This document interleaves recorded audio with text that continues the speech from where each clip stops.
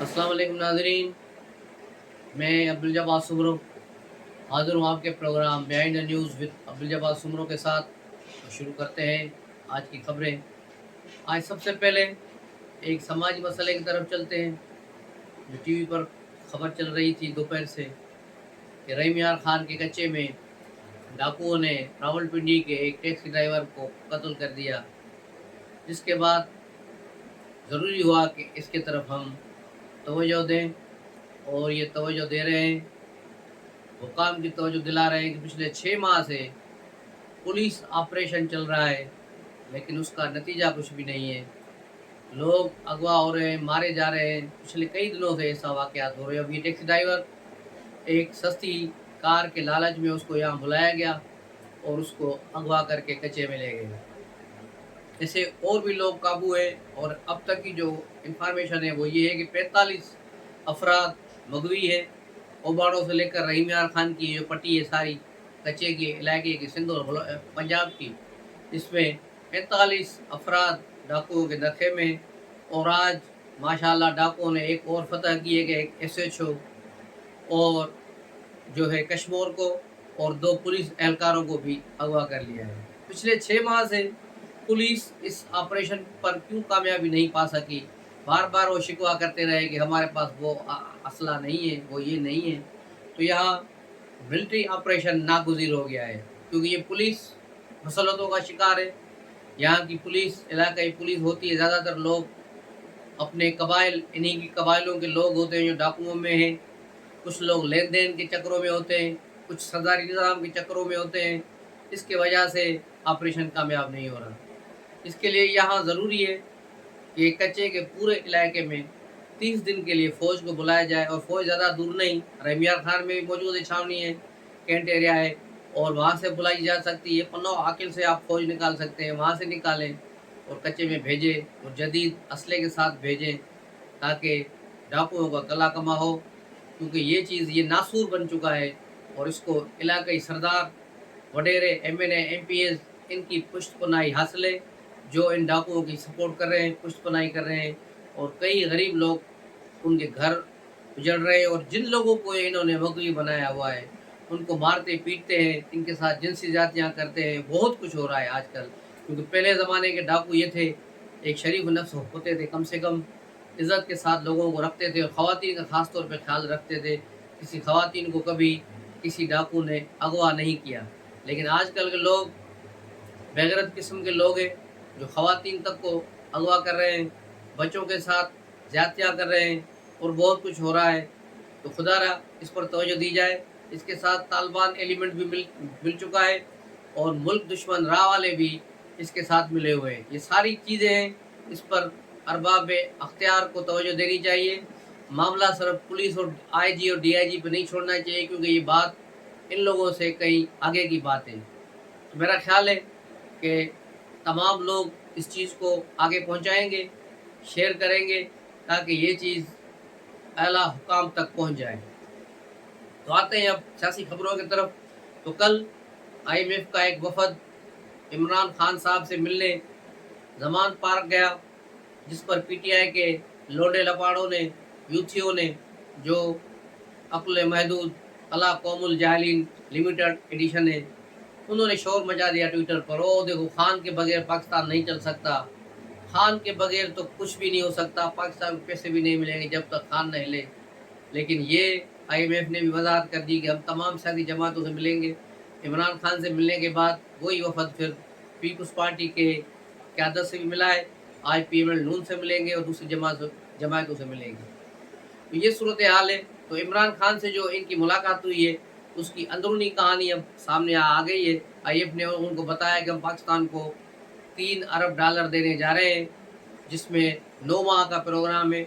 1 अरब मौजूदा गवर्नमेंट को मिलेगा, 1 अरब जो दिया जाएगा वो यकीनन निगरान गवर्नमेंट के पीरियड में आएगा, और उसके बाद 1 अरब जो बाकी बचेगा वो आइंदा जो गवर्नमेंट आएगी, जो भी आएगी, उसके हिस्से में मिलेंगे। तो यूँ ये $3 अरब पूरे हो जाएंगे।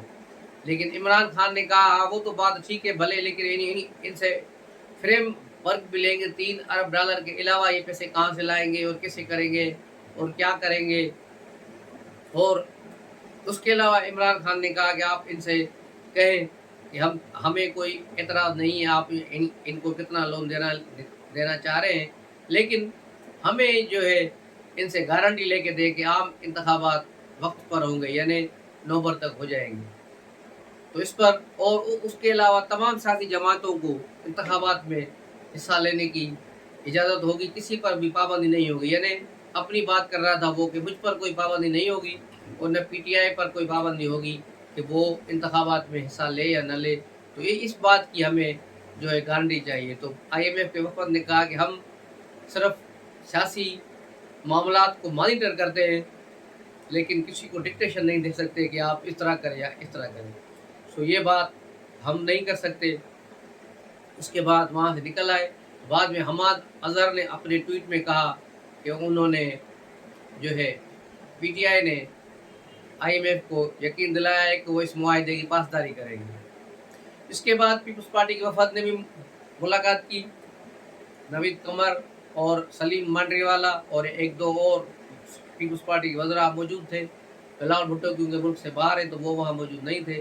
اس طرح وہاں ملاقات ہوئی اور پیپلز پارٹی نے بھی یقین دہانی کرائی کہ اگر ہماری جماعت پارٹی اقتدار میں آئی تو آئی ایم ایف سے کیے گئے تمام معاہدوں کو پاسداری کرے گی اور نئے معاہدوں کو آگے بڑھائے گی۔ تو اس طرح ان کو یقین دہانی ہو گئی ہے آئی ایم ایف کے وفد کو۔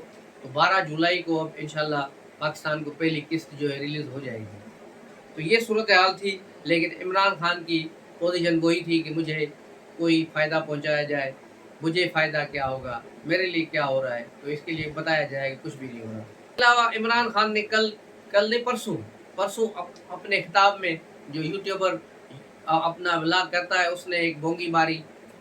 بونگیاں تو روز مارتا ہے، کوئی نہ کوئی نئی چیز شروع کر دیتا ہے۔ پھر کہا کہ میرا ہیلی کاپٹر میں جو ہے پیٹرول مکس کیا گیا، دونوں انجن بند ہو گئی تھی میرے پیٹرول اس کی ہیلی کاپٹر کی، بحفاظت اترے، مجھے قتل کرنے کی کوشش کی گئی۔ محمود خان نے مجھے بتایا کہ جہاز وہاں دیر میں جب ہم جلسہ کرنے گئے، جب ہیلی کاپٹر نیچے اتر رہا تھا تو ایک آدمی وہاں راکٹ لانچر لے کے کھڑا تھا، وہ ہمیں مارنا چاہتا تھا لیکن ہم بچ گئے۔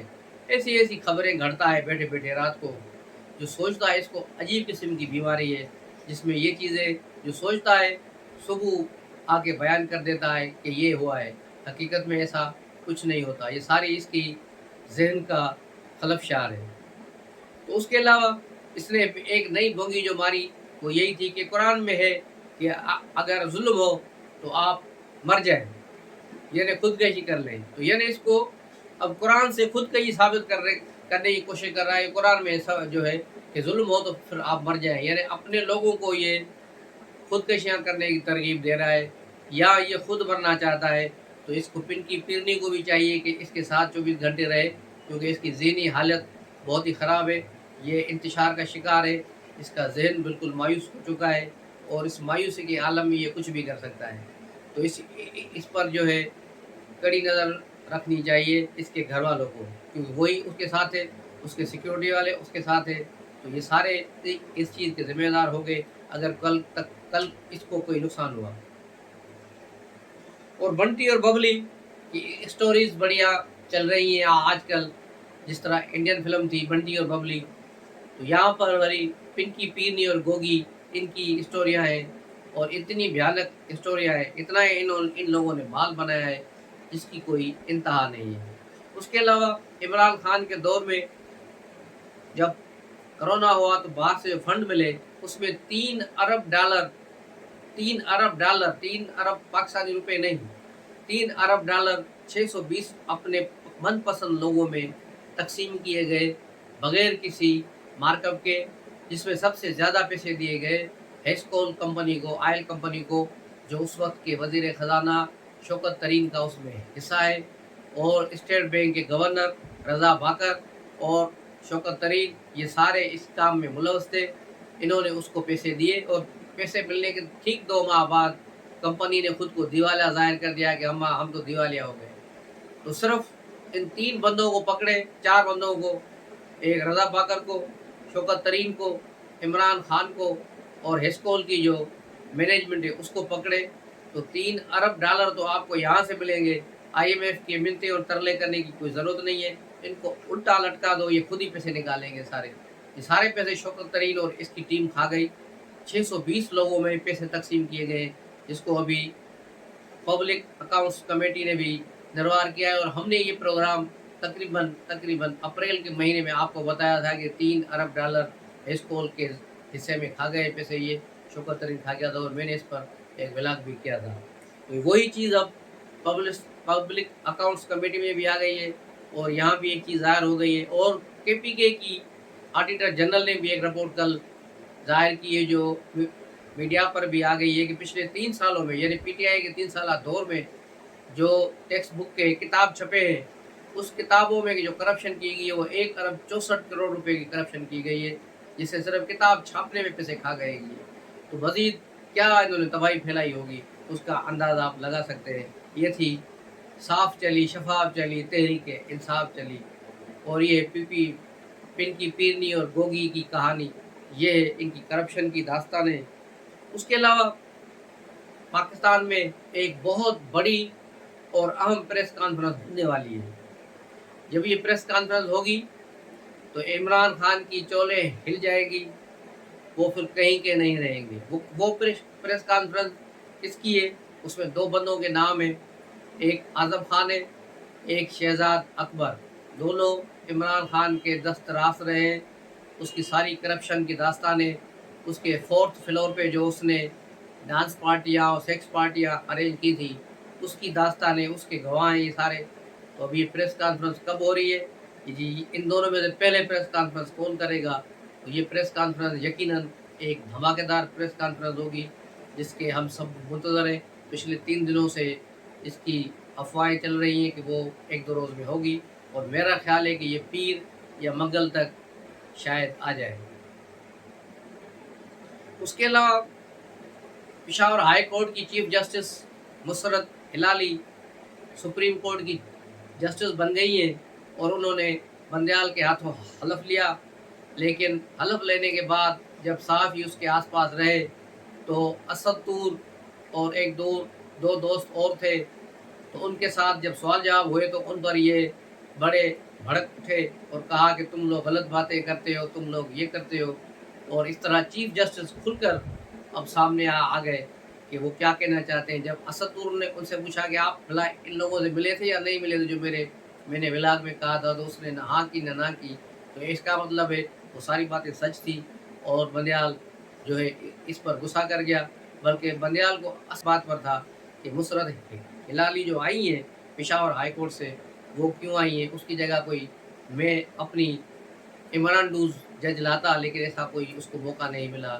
اس طرح اب سپریم کورٹ میں پوزیشن جو ہوئی ججوں کی 8-8 کی برابر ہو گئی ہے۔ جسٹس قائد فائز عیسیٰ جو ہے ان کے 8 ججز ہو گئے جو آئین پسند ججز ہیں، آئین اور اصول کے ساتھ چلنے والے ججز جو ہے 8 ہو گئے، اور عمران داس جج جو ججز ہے اس کی تعداد بھی 8 ہی ہے۔ تو ہو سکتا ہے عمران داس ججز میں سے ایک آدھ اٹھ کر اس طرف چلا جائے۔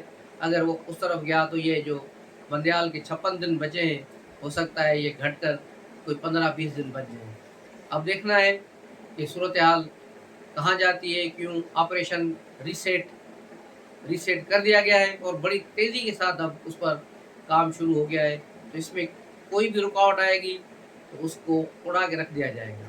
اس کے علاوہ ایک اور خبر جو میں نے پہلے آپ کو دی تھی 1-2 ہفتہ پہلے، میرے ولاگس میں موجود ہے، وہی خبر کل جیو نیوز سے بھی آئی کہ جنرل عاصم منیر نے کہا ہے کہ وہ تمام افراد جن کی عمر 20 سال سے کم ہے، یا جو خواتین 9 مئی کے واقعات میں ملوث ہیں، ان میں سے کسی کا بھی مقدمہ آرمی ایکٹ کے تحت نہیں چلے گا۔ ان کا مقدمہ جو ہے اینٹی ٹیررسٹ کورٹ میں چلے گا، سول عدالتوں میں ان کے مقدمے چلیں گے، اور جو 19 سال سے جو کم ہے، 18 سال سے کم لڑکے ہیں، ان کو معافی تلافی کر کے چھوڑ دیا جائے، ان کے والدین کو انڈرٹیکنگ لے کر چھوڑ دیا جائے گا۔ یہ صورتحال ہے وہاں کی۔ آج کی خبر اسلام آباد سے، توشہ خانہ کیس میں بلاخر جسٹس جو ہیں سیشن کورٹ کے جج، انہوں نے فیصلہ محفوظ کیا تھا دلاور خان نے، اور وہ اناؤنس کر دیا کہ توشہ خانہ کیس قابل سماعت ہے، اور اس کی پہلی سماعت اب 12 جولائی کو ہوگی، جس میں گواہوں کے بیانات قلم بند کیے جائیں گے۔ اس پر عمران خان کے ایک جو تیسرے درجے کے وکیل ہے گور، बाहर आके उसने शोर बचाया कि बड़ी नाइंसाफ़ी है, ये गलत फ़ैसला हो गया, हमें सुना नहीं गया। भाई आपको क्या सुने, आप तो खुद भाग रहे हैं कोर्ट से, पिछले 3 दिनों से रोज़ाना कार्रवाई हो रही है। इमरान खान के वकील पेश नहीं हो रहे, सीनियर वकील, न वो पेश हो रहे, न इमरान खान पेश हो रहा है। रोज़ इस्तिस्नाई दरख़्वास्तें आ रही हैं, जिसका मकसद, बुनियादी मकसद यही था कि इस केस को लंबा लटका।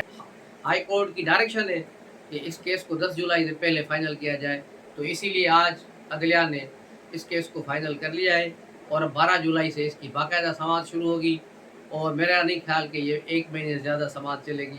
इसका फ़ैसला जल्द हो जाएगा और तमाम गवाह जो पहले ही अपने बयानात दे चुके हैं, इलेक्शन कमीशन में भी जमा हो चुके हैं, वही चीज़ें अब सामने आएँगी और फिर इमरान खान की नाअहली और सज़ा की तरफ मामला चले जाएंगे। उसके अलावा इलेक्शन कब होंगे? इलेक्शन की डेट के लिए यकीनन 3 महीने का वक्त दिया जाएगा कि जो है असेंबली जो 13 तारीख को डिज़ाल्व होनी है, उससे 3-4 दिन पहले असेंबली को डिज़ाल्व कर दिया जाएगा ताकि 90 दिन का टाइम मिले और आम इंतखाबात 15 नवंबर से पहले हो सकता है 10 नवंबर या 9 नवंबर की डेट फिर अनाउंस हो जाए और यूँ ये गवर्नमेंट 13 अगस्त को ख़त्म हो जाएगी। 13 अगस्त से पहले ख़त्म हो जाएगी, बिल्कुल उससे पहले ख़त्म होगी। उसके अलावा निगरान वज़ीर-ए-आज़म के लिए बहुत सारे नाम ज़ेर गर्दिश थे, लेकिन IMF के वफ़द के साथ जो डीलिंग हुई है, जो मुज़ाकरात हुए, उसके बाद ये चीज़ सामने आई है कि उन तमाम नामों पर लकीर फेर दी गई है, क्योंकि उनमें से कोई भी इकनॉमिस्ट नहीं है। अब ये इकनॉमिस्ट वज़ीर-ए-आज़म लाया जाएगा और मेरा ख़्याल है कि हफ़ीज़ शेख का कुराए फ़ाल निकल आएगा। हफ़ीज़ शेख अगले निगरान वज़ीर-ए-आज़म होंगे। अगर उसको नहीं रखा गया तो फिर रज़ा बाकर का नाम भी हो सकता है या फिर कोई दूसरा अमेरिका से बरामद किया जाएगा पाकिस्तान में। जिस तरह मोइन कुरैशी को वहाँ से वज़ीर-ए-आज़म बना के लाया गया था, वो पाकिस्तान के शहरी भी नहीं थे, उसी दिन उनका शनाख्ती कार्ड बनाकर उन्हें वज़ीर-ए-आज़म बना दिया गया था। इसी तरह से किसी को अमेरिका से लाया जाएगा। लेकिन ज़्यादातर जो है खदशात, जो ज़्यादातर जो बातें सामने आ रही हैं वो ये है कि हफ़ीज़ शेख ही अगले निगरान वज़ीर-ए-आज़म होंगे। इसलिए न पीपल्स पार्टी का निगरान वज़ीर-ए-आज़म होगा, न मुस्लिम लीग नून का होगा, न आर्मी चीफ की पसंद का होगा, ये IMF की पसंद का वज़ीर-ए-आज़म होगा ताकि IMF के प्रोग्राम को आगे बढ़ाया जा सके और सख्त फैसले किए जा सकें। तो पाकिस्तान की आवाम तैयार हो जाए इस बड़े झटके के लिए कि जब निगरान हुकूमत आएगी तो टैक्सेस और दूसरी चीज़ों पर किसी किस्म की कोई रियायत नहीं होगी। तो मिलते हैं अगले व्लॉग में, तब तक के लिए इजाज़त दीजिए। अस्सलाम वालेकुम।